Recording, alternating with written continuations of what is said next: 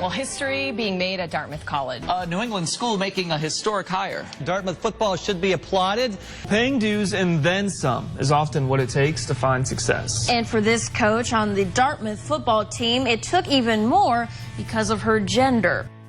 I didn't really know when it all happened, because to me it kind of seemed unfathomable that there hadn't been another female coach in Division I college football. It's a cool thing for sure, and it's something that I hope changes the conversation. But it's not something that I focus on a lot. I think, at the end of the day, I was brought here to do a job, and that's all cool, and the headlines of first female coach are great, but I want the headline to be women can do it, it is possible. I'd like it to not be singularly with me, and more so a plural sense of if there's Callie, then there's hundreds of her out there as well, because there are.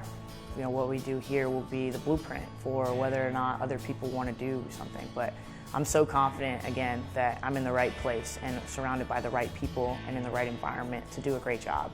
And again, I'm asked constantly, what's the pressure like? Does it hinder? Or do you feel like some days are a little bit more suffocating than others?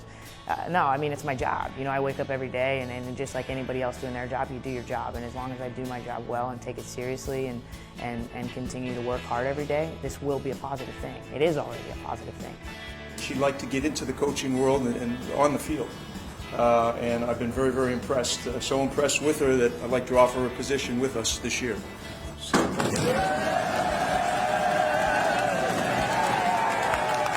This group of guys, the players, it's been really fun to watch. And I got to see it from the beginning of training camp, and such a special group of young men. It speaks a lot for Coach Stevens, it speaks a lot for Dartmouth football, it speaks a lot for Dartmouth, and it speaks a lot for the Ivy League as well. I think ultimately these are the future leaders. These are the future front runners of all industry. And to be able to create environments of inclusion and equality, diversity, and promote that and say that we're open to it. And, it doesn't matter who you are, it matters, what you bring to the table.